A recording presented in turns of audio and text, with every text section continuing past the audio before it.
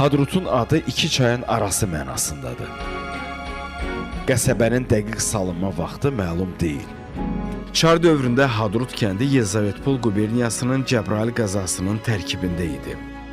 Onun adı 1727-ci ildə Osmanlı qaynaqlarında Dizaq nahiyəsinin ərazilər kimi çəkilir.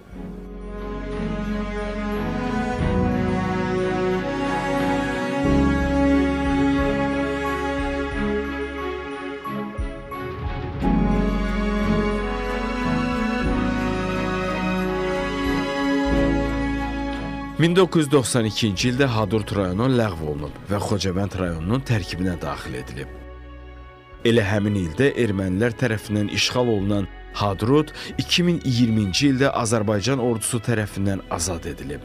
Hal-hazırda Hadrut Qarabağın yenidən qurulan və bərpa olunan bölgələrindən biridir.